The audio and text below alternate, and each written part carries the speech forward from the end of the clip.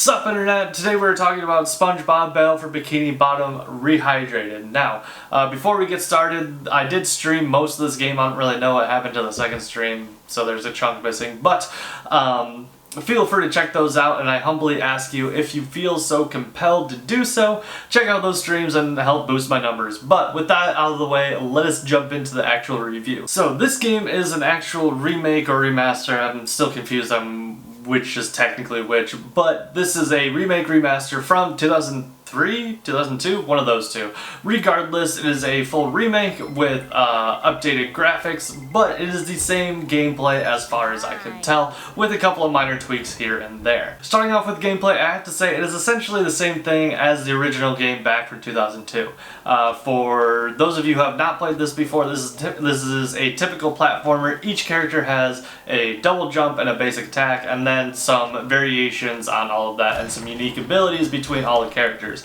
The characters that you can play as are SpongeBob, Patrick, and Sandy, with some others that are in a completely different section. But within the main story, those are the characters that you can play. As an example of some of the unique abilities that are out there, Sandy has the ability to hover, which allows her to cover large gaps after her double jump. SpongeBob has unique abilities with bubbles, including Bubble Bowl and a torpedo bubble. Patrick has the ability to pick up and throw things, either at buttons that are scattered throughout the level, or at other enemies that are within the world itself. Now, for those of you who have played the original, one thing that I would like to point out about the actual mechanics of the game, some stuff feels slower, and the only way I can describe that is through some of the basic attacks from each of the characters.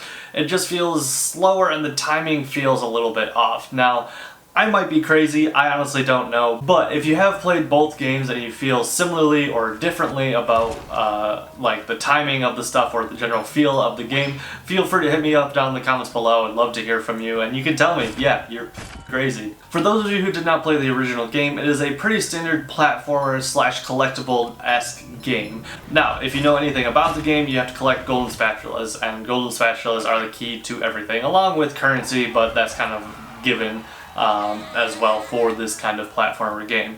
As you collect more golden spatulas, the more areas that you unlock, then you can progress further into the game, allowing new areas to be unlocked, allowing boss battles, and all that kind of stuff. With that being said, one big note that I really do have to mention, and as I've already mentioned before in this review, it is a game from 2002. Now, what I need to warn you about is that the simple fact that it is a 2002 game. It plays like a early 2000 game. For the people who have played the original, this will not be a new feeling to you. It feels exactly like it did, minus those couple of comments earlier, but it is still a early 2000s type of game. For anyone who has not played the original, whether that be based on age or just the fact that you haven't played it, yeah, it is just something of note that you need to watch out for. It still plays like it's an early 2000s game, and that may throw you off, or may put you off from the experience of the game. For those of you who are not old enough to remember that era, I am also giving out this warning just to say that it is something different. You may have not experienced a platformer quite like this. You're going to see the limitations of the game, and they might be more glaring to you if you are younger. And I'm not saying that it isn't a good game, I'm just saying it is a noteworthy thing about the game for the sake of this review. But moving on from the actual gameplay and the mechanics, I want to talk about the presentation of the game. And to me, the presentation of the game includes like sound, graphics, all that stuff, kind of all rolled into one. First off, the sounds. Usually I don't cover this in any of my reviews, but it is, as far as I can tell, spot on to the original sounds and music of the original game as well. And it really does just make me smile. Like some of the background music, as annoying as it can be every once in a while, it is still the exact same, and it did bring me the nostalgic feel of the original game. Now, moving on to the graphics of the game, obviously it has been polished and everything looks cleaner and crisper, and maybe the colors pop a little bit more than what they did in the original, but it still has the same general look as the game did in 2002. As I mentioned, just more polished, more crisp, maybe brighter colors, but that is about it. Now, I need to switch gears a little bit and talk about one thing that was not in the original game, and that is the multiplayer aspect of this game. Within the multiplayer, you can either play locally on the same TV, or you can play online with friends who own the game as well, which is actually a nice little change. I don't know if it's cross-platform. The whole, the overview of the multiplayer itself is there are 25 islands, and it is just kind of a wave-based type multiplayer, where you try to make it as far as you can into the game itself.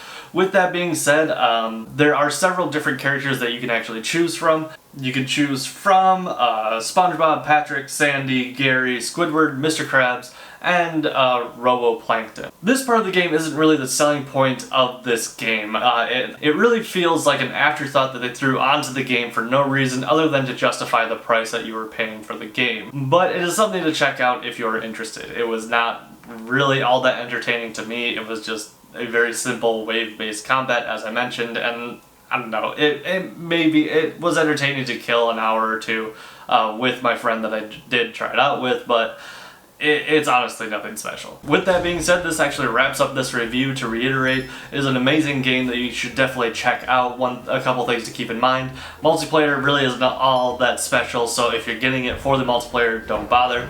The other thing I have to mention is, as I said, it is a early 2000s game, and it definitely plays like an early 2000s game with the limitations and just all that kind of stuff. But with all that being said, if you like this video, remember to hit that subscribe button, and also remember to ring that little bell so you know when I post new videos and when I stream and all that good stuff. Also, feel free to hit that like button if you really enjoyed this video, and if you have any other comments, questions, anything else about the game, feel free to hit me up in the comment section below as well.